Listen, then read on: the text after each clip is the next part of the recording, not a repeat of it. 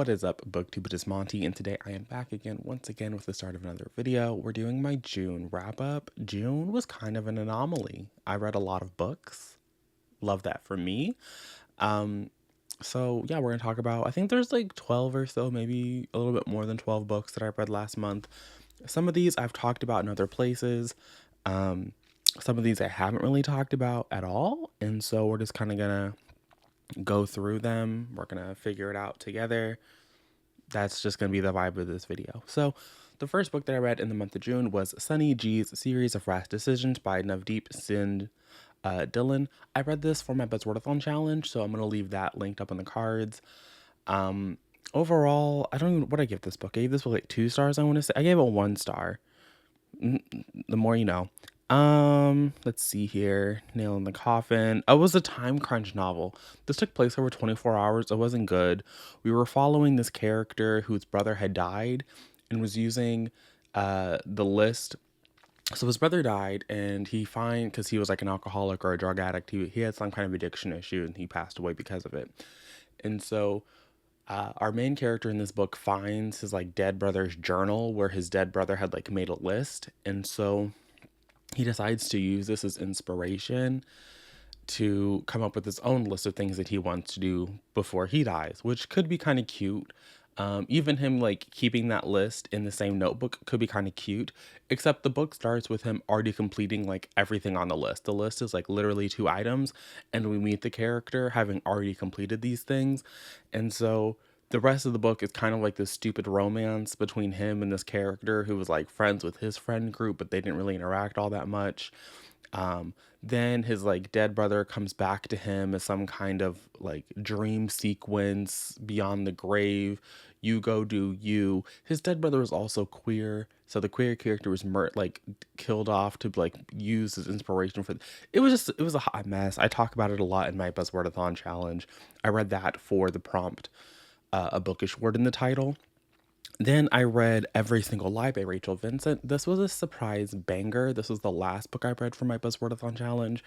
It completed the December prompt of like counting words. I decided that single counted. Like it's of all of the stretches in the Buzzwordathon challenge video, I felt like single was like the least stretchy. Here we're following a main character who discovers a dead newborn in her high school locker room, and the town kind of comes to the consensus that she didn't find this dead baby, that she like abandoned this child. And so we focus on her being harassed because of this, while our main character is trying to figure out like where this baby came from, how did this baby get here, what is going on. It was a really good book. Rachel Vincent has another book coming out, I think later this month now. I think it's actually in July. It might be an August release. So Rachel Vincent, she really came through. I mean, this was not like a debut. She has like a bunch of, it looks like urban fantasy kind of series, according to Goodreads. But she has another contemporary that looks like it's going to be hard hitting, and I like her hard hitting contemporary, so I'll probably check that out at some point in the future. Next, I read Inheritance, which is the prequel novella to the American Royals series. It kind of is not necessary to read this book, I don't think. It doesn't really, I mean, it offers some kind of illumination on like the series going into American Royals, that first book, but it's definitely not required reading for anybody. I just really love the characters. I saw that it was available for my library on audiobook, and I wanted something quick and easy to listen to, so I picked it up and I had a good time. Then I read In a Garden, Burning Gold by Rory Power. This is Rory Power's adult fantasy debut. It's weird. We are following a main character who is like supposed to kill her husband in order to like keep the seasons going, but there's also kind of like this revolution plot, and it was kind of convoluted. It was a little messy. The publisher reached out and offered it to me because I really enjoyed Heather Walters' book, and I do see the kind of overlap there. I understand the rationale a little bit. Overall, though, I thought it was really messy. There was like a plot twist in the 3rd act that I thought was like unnecessary a little bit. I mean, it does make for an interesting book too, but overall book 1 was kind of a miss for me. Then I read Counterfeit by Kirsten Chen. This was a Reese Witherspoon pick, but I got it from Libro as part of their influencer program. So thank you to Libro for giving me this. This is also one of my most anticipated releases of the year. I don't know where I saw this cover or heard the synopsis, but we are following two characters, namely Ava Wong, who is like a lawyer. She's gone to law school. She's kind of like in a marriage that isn't really working out for her. She's currently on sabbatical after having given birth to her child, and her husband is a doctor. And so they're both kind of like these busy people. They're kind of a little bit unhappy in their current arrangement. And Ava's college roommate, Winnie, shows back into her life and pulls her into this counterfeit handbag scheme. I have been told that the physical edition of this book is not easy to read for some people because Kirsten Chen does not use quotation marks. The story is set up as Ava telling the story to a like an FBI field officer person. Is kind of like, this is how we got here, sir, kind of a thing. So I understand the purpose of the narration style. I listened to the audiobook, so I didn't have that issue. Overall, I gave this 5 out of 5 stars. It was like the perfect summer read. I love it. Once I found out that I think it was also published by William Morrow, they published some of like the best fiction, especially for fiction that I like. William Morrow is a go-to publisher for sure. Next, I finished Shine Bright, a very personal history of Black women in pop. I first came across this from Kimberly Nicole Foster. It was one of her pyramid, like she was doing a ranking of like the pop girls. She just happened to offhandedly mention Can I Talk, that she was reading it and she was enjoying it. And I said, you know what, I like you, Kimberly, let me see what your book is about. Like, it's not her book, it was by Danielle Smith, but it was not very good. Didn't really care about Danielle Smith. Some of the discussions in the book were interesting, but this was a book that I started in May and I set it aside for like 3 weeks with just like a handful of chapters left. I think what I wanted from the book was not ever what the book was going to give me. So I think that if you go in with the right expectations, you'll probably have a better time than me. I don't think I rated that book. Yeah, I didn't rate it just because I think what I wanted it to be and what it was were totally different and by no fault of the book. Like what the book set out to do, it accomplished.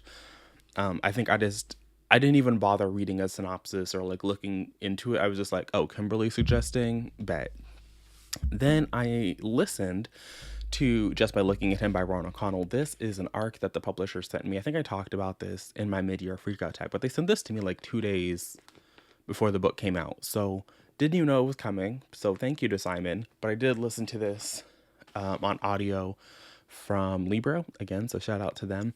Overall, I didn't like this book. I felt that it was attempting to be a literary piece of fiction. It was attempting to have like big ideas, but also be messy and gay and kind of like a fun little romp.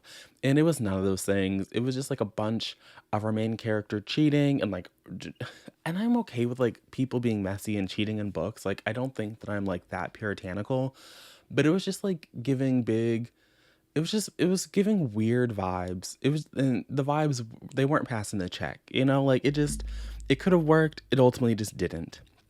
Then I read The Final Strife by Sarah El-Arifi or Sarah El-Arifi. I once looked it up how to pronounce this person's name, and I feel like it's just all gone for me. I did do a standalone video discussion of this book because I started off wanting to give this book like 2 stars, and by the end of the book, it was a 4-star. I think that it does get better as it goes. The beginning of the book is really hard to get through, and it's not because it's like poorly written. It's just like it didn't click. It didn't click. There were some aspects of the book that I thought just like literally don't make sense. And while at the end of the book, I think the explanations you get at the beginning of the book just don't make sense to the point where it was, I really wanted to DNF. And so by the end of the book, when we finally got explanations that made sense, I was like, thank you. But it was a struggle to get there. It was a real struggle to get to that 4-star read. Then I listened to She Who Became the Sun, the first book in the Radiant Emperor duology by Shelley Parker Chan. I think I gave this 2 stars. You know what? I don't know why I'm saying I think. I have Goodreads. It's right here. I can look it up. Yeah, I did. I gave this book 2 stars. And honestly, if I hadn't been listening to the audiobook narrated by Natalie Naudus, probably would have DNF'd. It's not that the book is bad, because it's not bad, but it's not good either. It just kind of exists, and it's very much like, here's the setup. And I'm getting kind of disillusioned with duologies where the first book is just a bunch of setup and then the second book is a lot of follow through. Like, I do think that one book can be inherently better than the other. And I think that you can have, a traditional plot structure where you have like rising action and a climax and like, a little resolution that's tying into an even larger climax where things feel good. And this one just was very boring. I think, what did I say on Goodreads? Maybe there's like a good little quotey quote I can pull out of here. It was just sort of okay. Oh, it was also entirely too repetitive. Like the conversations about greatness and wanting to be great and how she was gonna trick heaven. It was like Shelley Parker Chan would just like highlight entire paragraphs and, copy and paste them throughout the narrative. There wasn't any evolution in that idea. There was never any of like evolving in the mindset of how they were going to trick heaven or how they were going to do and be great. Some of the other characters I liked more, like the unit character on the other side that she was like low key at war with. I liked him a little bit more. Her love interest was kind of interesting. But overall, like the story itself was just, it was very meh. It was very middle of the road. So I'm happy that I got it from the library because if I did at one point actually purchase Who Became the Sun and I returned it just because I didn't think I was going to read it. So like on one hand, I'm happy that I read it, but I'm also really happy that I don't own a physical copy. It's not a book I feel the need to own, but I'm not mad that I read it. Then I read a book that I am actually mad that I read, and I read The Love Hypothesis by Ali Hazelwood. This book is bad. This book is so bad. Like, there was very little redeeming qualities about this book. I was recently going through and responding to comments finally. So I've been thinking about The Love Hypothesis this morning because this book is just horrible. It's objectively bad, and I've been watching a lot of people's like mid-year freakouts and which has been coming up a lot as the book that made people happy, which I'm kind of disgusted by. Yeah, I think I also read Ali Hazelwood's next book, Love on the Brain, which I did rate better. I gave it 3 stars, but I am really upset with how she treated Malcolm in that first book. Still bothers me, still grinds my gears. And the weird plot twisty element that happened at the end of the Love on the Brain was also weird, but it was a better book. It was a better book. So like I'm on the fence about Ali Hazelwood because I do think that she can write something that I appreciate, but every time I think about the Love Hypothesis and how upset it makes me, it does give me pause to continue to support that author. Then I read a book that I'm never reading from this author again, and that was Only on the Weekends by Dean Ada. I read this book, didn't like it, hated it with the fiber of my being, like every fiber of my being. Horrible book, can't recommend it to anybody. In Only on the Weekends, we are following our main character. It's told in verse, told in poems. These aren't fucking poems. This was like a rough draft that like Dean Ada hoodwinked into believing is poetry, but whatever. We're following our main character, Macintosh, who is the son of a director in the UK because Dean Ada's from the UK, so we're living in the UK. And so he's going to the school and Macintosh. And so Macintosh is in school and he has like this little friend group and he makes this friend.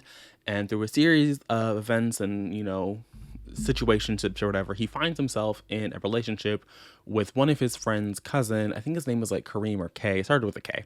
So Macintosh and Kay are kind of dating, and it's presented as though Kay is in the closet. And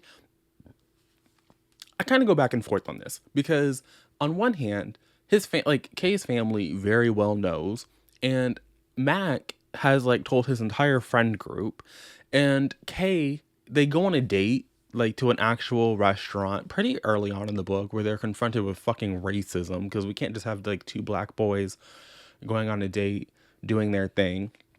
And then we have Kay. They go like on walks around the park together. Like they do things in public situations that I think are very clearly romantic and are very clearly Kay making an effort to show Mac that like he is willing to be seen with him. Like he is not trying to hide. Like it's not like this thing where he's like, we can only meet in like back alleys and in dark movie theaters, and yeah, it's not that. Like it's not that. So like Kay is just like, he's not making Mac like the center of his world, I guess, which is a huge issue to Mac. And part of me is also like trying to extend grace because Mac is a child, and these are children, and so like relationships between children are going to be messy, and it's not going to be, clear or anything. But I think that there is an argument about being made as like, should you be forced to like go back into the closet if you are already out and like living your life? But I do think that on some level, if you're pursuing somebody like Mac was, like, it's not like a thing where they matched on Tinder or on Grindr or on some like third party hookup app or through a friend of a friend or in like some super down low secret underground network or anything. Like, Mac knew who Kay was when he entered into this relationship. And so I do think that there's, in addition to this, like, should you have to go back in, it's like, should you willingly enter into relationships with people that you know are not going to be the person that you want them to be based on who they had told you who they are? And so I think that there was an element to the story where Mac was trying to change Kay in a way that didn't make sense, and then was getting upset when Kay was unwilling to do those things. And the book very clearly made Kay out. I thought Kay was very sympathetic, even though they were trying to paint him as the villain, because he was like, Mac, you've never vocalized that to me. Like, you were just sitting in your room, like, assuming these things and make it like like Mac was literally getting on the keyboard and making him the bad guy.